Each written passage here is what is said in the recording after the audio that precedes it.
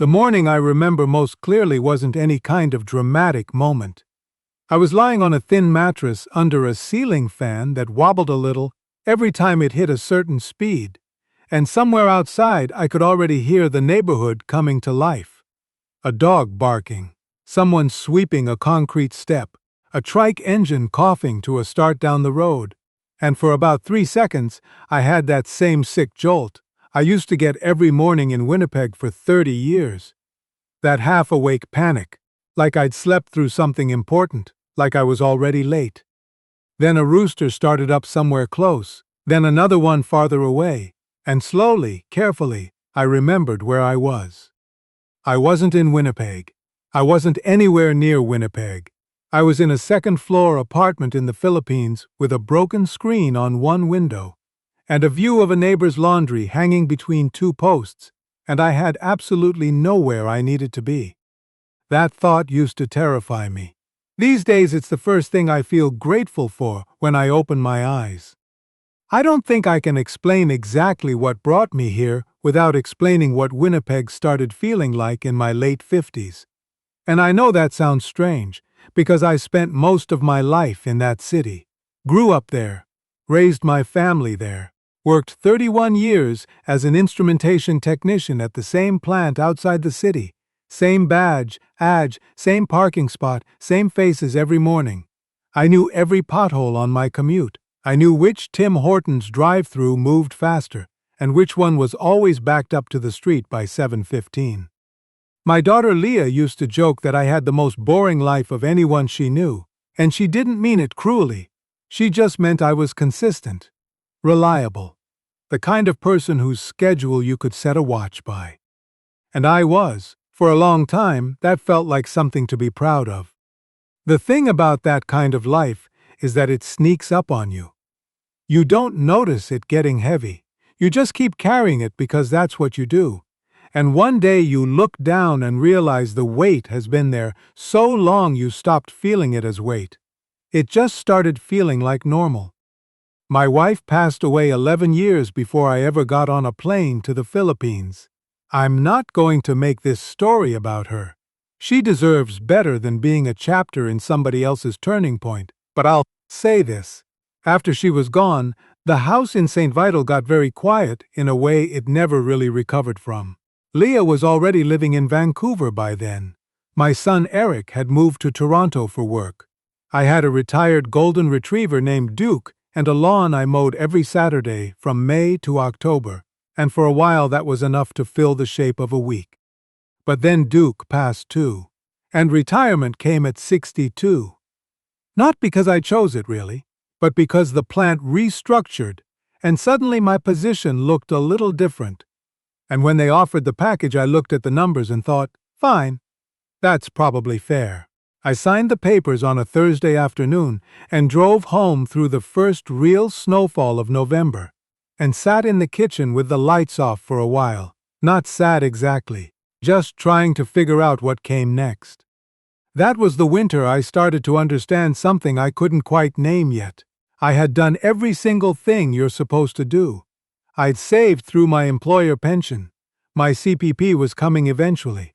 I owned the house, which meant I had real options: sell it, downsize, whatever made sense. On paper, I had cleared the hard part. I was supposed to feel some version of finished, of earned rest. Instead, I felt like a clock that had been wound for 30 years and had suddenly, quietly stopped. I still went to the grocery store.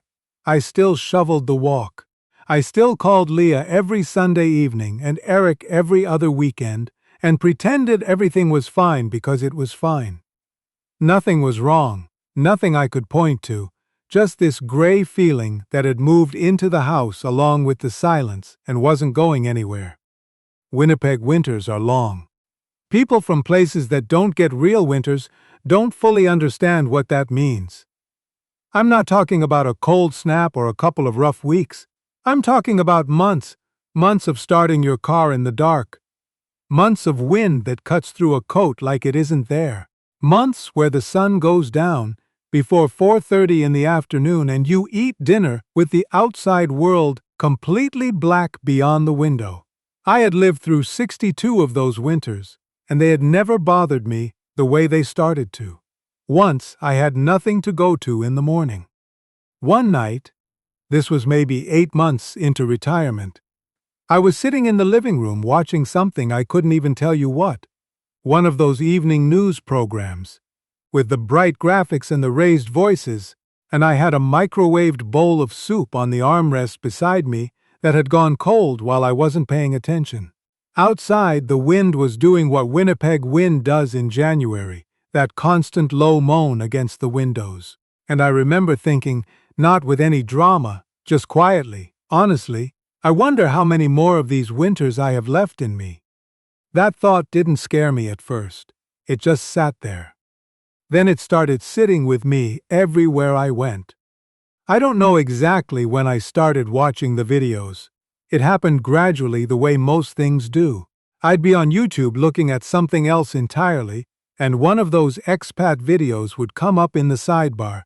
Some retired Canadian walking through a market somewhere in Southeast Asia, buying fruit, talking to a driver, sitting outside a small restaurant with a bottle of something cold. At first I'd scroll past. Then I started clicking. Not because I thought anything would come of it, just to look at something that didn't look like February in Winnipeg. What caught me wasn't the beaches. It wasn't the cost comparisons, though I'll admit those got my attention later. What caught me was something harder to describe. The people in those videos, not the ones narrating, the people in the background, they looked unhurried. An older man sitting in front of a small store doing nothing in particular. A group of people eating outside at a plastic table, taking a long time about it, nobody looking at a phone. Children running through a street that was narrow and not especially clean, and none of it looked like anyone was waiting for something better to start. I grew up in a culture where being busy was the same as being worth something. In the trades especially, you didn't talk about slowing down except as a punchline or a distant plan. You worked, you provided, you moved on to the next thing before the current thing was even finished. Even my vacations, the few we took when the kids were young, had itineraries. We weren't resting. We were accomplishing rest on a schedule. Watching those videos, I kept noticing that nobody looked like they were accomplishing anything. And somehow that was the most peaceful thing I'd seen in years. I told myself it was probably just the way online things look, edited for calm. Nobody posts their bad days. I know how that works. But I kept watching anyway. For almost a year, mostly late at night, when the house was at its quietest and the wind was at its loudest. And slowly the thought went from interesting to serious to something I couldn't stop turning over. I brought it up to my friend Stuart at the end of that winter. We'd worked together for almost 20 years before he retired ahead of me, and we still met for coffee most Thursday mornings at the same place near his house. I mentioned the Philippines, and he looked at me the way people look at someone who has said something that doesn't quite parse. He stirred his coffee slowly. Then he said, "You know those places are full of guys who couldn't make it work back home, right?" I knew that's what people thought. And maybe a version of that was true. But I also knew that wasn't the whole truth, and I wasn't sure I cared either way, because the alternative was another January in St. Vital watching soup go cold. I didn't tell anyone else for a long time. I just kept researching. Visa requirements for Canadians. Special resident retiree visa. Cost of a decent apartment in Dumaguete or Tagbilaran. What private health insurance looked like. Whether my pension deposited internationally without issues. I read forums at midnight. I watched more videos. I looked at real estate listings for no reason other than to see what things cost. And the thing that kept me going back, every time I was about to talk myself out of it, was simpler than any of the logistics. It was just the feeling I got watching those videos. Not excitement, not wanderlust. Something quieter, something that felt, embarrassingly, like recognition, like I was looking at a version of daily life that my nervous system had been asking for without my conscious permission. The moment I actually decided, really decided, not just considered, was in February.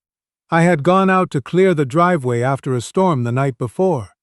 And it was early enough that it was still dark, and the temperature was around -30 with the wind chill. I was working with a snowblower that kept jamming because the snow was too packed, and my hands were cold through the gloves, and my back was doing that thing it had started doing the past couple of years, where a certain kind of cold gets into it and stays. And I stopped for a second in the middle of the driveway and just stood there, breath coming out in clouds, street completely empty, the house behind me dark except for the kitchen light I'd left on. I thought, I have done this for 40 winters, I am 63 years old, and I am doing this alone. Not in a self-pitying way, just as a fact, honest fact. 3 months later I sold the house. It took a while to arrive at that decision, and it wasn't easy, and I'm not going to pretend it was. But once I made it, something settled in me. I stayed with Leah in Vancouver for 6 weeks while the sale went through, got everything into storage or given away, and then, on a Tuesday morning in late spring, I flew out of YVR with 2 checked bags and 1 carry-on, and a level of anxiety I wasn't going to admit to anyone. The flight to Manila is long, longer than it sounds when you're looking at a map. I had 2 layovers, and I didn't sleep well on any of the legs, and somewhere over the Pacific. I think it was around 3 in the morning, one of those hours where nothing feels real. I had a long, clear look at what I was actually doing and thought, this might be the stupidest thing you've ever done. I remember looking around the cabin at everyone sleeping, or staring at screens, and thinking I was probably the only 63-year-old Canadian on that plane who didn't know a single person where he was going. The heat was the first thing.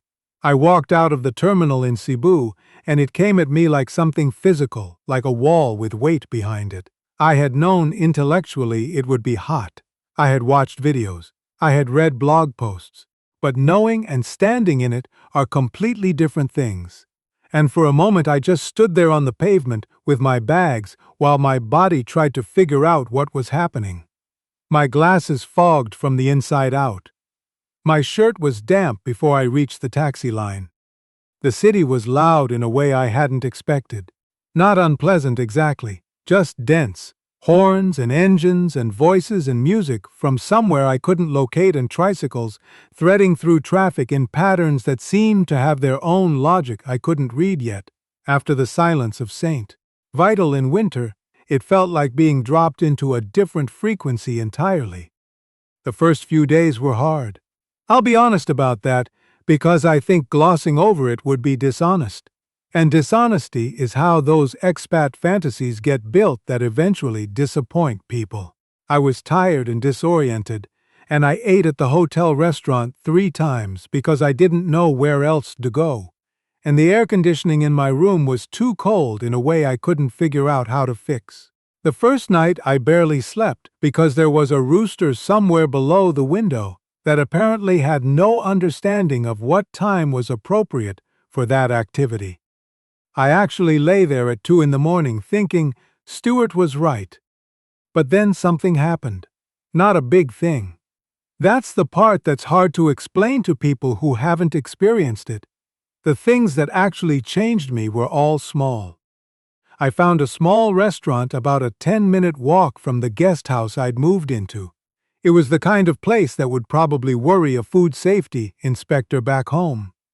Plastic chairs, a hand-lettered menu on a whiteboard, one oscillating fan doing its best in the corner. I went in because I was tired of eating expensive hotel food, and because I had made a promise to myself that I would figure out how to actually live here, not just stay here. The woman running the place came over, and I pointed at a few things on the board without really knowing what I was ordering, and instead of treating this as an inconvenience, she sat down across from me and walked me through the whole menu. "This one is a bit sour," she said. "This one is good with rice. You try this one, I think you'll like it." Patient, warm, like she had been waiting all morning for someone to need explaining to. The food came, and I sat there with a fan pushing warm air at me. and rice piled beside something braised and soft that I couldn't identify but tasted like nothing I'd had in 30 years of eating in the prairies, and I realized I was actually sitting still, not half reading something on my phone, not mentally composing a grocery list, just eating, just there. I hadn't done that in longer than I could remember. After a few weeks, the rhythm started to become familiar. The sound of the neighborhood in the morning, the sweeping, the engines, the roosters winding down as the sun came up, the lady at the small store near the corner who started putting my brand of bottled water aside for me after the third or fourth time I came by, the security guard at the mall 2 blocks away who nodded every time I passed, the same nod like I was a regular even though I'd spoken to him maybe twice. In Winnipeg, I had lived in the same house for 24 years. I knew maybe 3 of my neighbors well enough to wave at. Here people I had met once were asking me if I'd eaten, calling me sir, wanting to know if I was adjusting okay. It sounds like a small thing until you've gone long enough feeling invisible in a familiar place. Then it stops feeling small at all. The moment that changed something deeper in me happened about 6 weeks after I arrived. There was a power outage, they call them brownouts, that started around 7 in the evening and showed no signs of ending. My apartment got hot fast without the fan, and I did what I'd watched my neighbors do. I went outside. The whole street was out there. Families on plastic chairs. Kids running around with flashlights like it was an adventure rather than an inconvenience. 2 older men at a folding table playing cards by the light of a battery lantern. Someone had set up a grill in the space between 2 buildings, and the smell of pork was drifting down the road. One of my neighbors, a woman maybe 10 years older than me, who I'd exchanged maybe a dozen words with since I'd moved in, waved me over. She pointed at the chair beside her, with the certainty of someone who had already decided the matter. I sat down. Her husband handed me something cold without asking if I wanted it. Their teenage grandson asked me about hockey in a way that suggested he had been saving the question for a while. We sat there for almost 3 hours. I probably understood about 60% of the conversations happening around me. Nobody seemed to think this was a problem. Food appeared from somewhere and I ate it, and couldn't tell you exactly what it was, and didn't feel I needed to. Somewhere around 9:30, the power came back, and everybody slowly made their way inside, and I walked up to my apartment feeling lighter than I had since I could remember. The thing I realized sitting there in the dark was that I'd gone the entire evening without worrying about a single thing. Not my health, not my finances, not whether I'd made the right decision or what Leah and Eric thought about all of this. Just present. Just in the moment as it was actually happening, instead of 3 steps ahead of it planning or behind it reviewing. I had forgotten that was possible. I won't pretend every day after that was easy. There were hard stretches. Visa renewal lineups in government offices, where the ceiling fans moved the heat around without actually cooling anything, where you might be told you need a document you've never heard of, and you have to come back next week. There were evenings I missed Leah, so much it sat in my chest like something solid. There was a stretch of 3 weeks during the rainy season, where the internet kept cutting out, and I felt further from home than I'd ever felt anywhere, and I lay in bed one night genuinely asking myself if I had made a mistake that couldn't be fixed. But even on those days something was different. The weight I'd been carrying in Winnipeg, that constant low-frequency tension, the sense that life was something I was managing instead of living, that was gone. Even when things were frustrating here, I still felt present inside my own life in a way I hadn't for years. About 8 months after I arrived, I went back to Canada. It was Leah's birthday, and she had asked me to come, and I wanted to see her and Eric, who flew in from Toronto, and I thought it would be good to touch Canadian soil again and make sure I was thinking clearly about all of this. The airport in Winnipeg was the first thing. The tension in the air there was different, a kind of collective impatience, everyone moving fast, Nobody quite making eye contact. The drive from the airport through the city felt familiar and strange at the same time. The way a childhood home feels when you've been away long enough to see it, instead of just knowing it. The visit was good. Leah cooked, and Eric and I watched a game, and I sat in her living room feeling genuinely happy to be there. But something else happened too, something I hadn't expected. I noticed how tightly everyone around me was wound. Not just strangers, people I loved. Eric talking about work, his jaw tight the whole time. Leah checking her phone during dinner, then apologizing for it, then checking it again. Old friends I had coffee with, who could not get through a 15-minute conversation without mentioning how expensive everything had gotten, how tired they were, how the winters had started feeling longer. And I recognized all of it because I had been exactly the same. One afternoon I went to the grocery store near Leah's place and stood in the cereal aisle for longer than made sense, looking at the options. Hundreds of varieties under fluorescent light. Everything so clean, so organized, so aggressively abundant, and I felt exhausted looking at it, not from the choices, but from remembering what it felt like to need all of this to feel normal. When my flight landed back in Cebu, I stepped outside and the heat hit me, and for the first second I just stood there. And then I exhaled. I hadn't realized I'd been holding my breath until right then. I got into a cab, and the driver had some Filipino pop song playing softly, and there were tricycles in the traffic, and a woman selling something at a roadside stall with an umbrella keeping the sun off her. And I thought, okay, I'm back. Not visiting, back. There are things I want to be honest about, because I've watched enough of these kinds of stories online to know that they often make moving overseas sound like arriving in a solution. Like the problems were all about location, and you just needed to relocate them. That isn't what happened to me. I brought myself with me. The anxious version, the one that overplans and underrests and feels guilty about stillness. He made the flight too.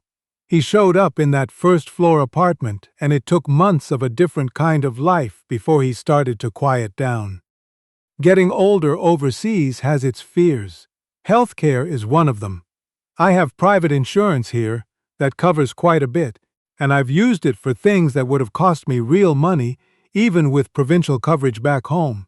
A specialist visit, some dental work that would have been a 4-month wait in Manitoba. But I also know, and this thought doesn't leave me, that if something serious happened, something that needed the kind of infrastructure Canada has, I'd want to be close to it. That reality stays parked in the back of my mind. I've made a kind of peace with it, mostly, but I won't tell you it isn't there. And there's loneliness. Not always, not as the default, but it comes. It came hardest the first Christmas, same as it probably does for everyone who has done this. I video called Leah and Eric and their families and tried not to look emotional on camera, and when the call ended, I sat in my apartment for a while with the fan going and thought about what exactly I had given up. Then my neighbor knocked. The same woman who had waved me over during the brownout. She was holding a dish covered in foil, and she looked at me with an expression that made it clear this was not really a negotiation. "You eat with us," she said. Her name is Mercy, and I've since learned that when Aunt Mercy says something with that particular tone, the correct response is to find your shoes. I ate Christmas dinner that year around a table full of people I could only half understand. And at one point, someone handed me a karaoke microphone, and I sang an old Anne Murray song badly enough that children were laughing before I'd finished the first verse. And for the first time since I'd landed, I stopped feeling like a visitor. My life here would look unremarkable to most people, I think. I wake up early. The neighborhood doesn't offer much choice about that. I walk to the coffee shop 10 minutes away, and the woman there has stopped asking what I want. I sit for an hour sometimes, watching the street. I work a few hours remotely on a consulting contract that's kept me loosely connected to the industry. I read. I walk. I talk to people. I call Leah on Sundays and Eric every other week, same as I always did. Except now when they ask how I'm doing, I have a real answer instead of the automatic one. Leah came to visit last year. She stayed 2 weeks. On her last night, she sat outside with me while the neighborhood wound down around us and said, "Dad, I kind of get it now." That was enough. That meant more than I expected it to. The question I get from people back home, when I tell them, which I don't always bother doing because the conversation takes a shape I can predict, is always some version of, "But don't you miss it?" And the answer is yes, of course I do.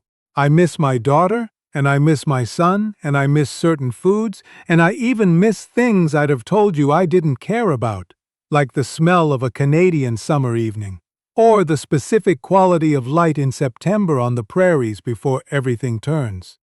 But I don't miss waiting. That's the thing I can't fully explain to people who aren't in it. I spent a very long time waiting for retirement to arrive so life could properly begin, waiting for the winters to end, waiting until the finances were more settled, waiting until the kids were more established, waiting for the specific version of calm that was always going to exist just slightly past wherever I currently was. I was 63 years old and still waiting. The Philippines didn't fix that thinking overnight. The first several months I still caught myself doing it, rushing to finish things, feeling guilty when an afternoon passed without being productive, half mentally somewhere else even when I was sitting still. These things are in the body, not just the schedule. They take time to leave. But they did leave, slowly, repetition by repetition, neighbor by neighbor, rainstorm by rainstorm, brownout by brownout. I sleep differently now. I notice things I stopped noticing somewhere in my 40s. The way rain sounds on a tin roof, the exact moment in the evening when the light changes, the faces of people I pass every day who have learned my name the same way I've learned theirs. None of this is dramatic. None of it would make a highlight reel. But it's mine in a way my life hadn't felt mine for a very long time. Some mornings I'm awake before the neighborhood, and I lie there in the quiet before everything starts, and I think about the man in the empty house in St. Vital, with the microwaved soup going cold. And I feel for him, honestly, because he thought the only options were the ones he could see from inside that life. He didn't understand yet that what he was missing wasn't a thing or a place. It was permission. Permission to stop performing a version of himself that had outlived the circumstances that required it. The Philippines gave me that permission.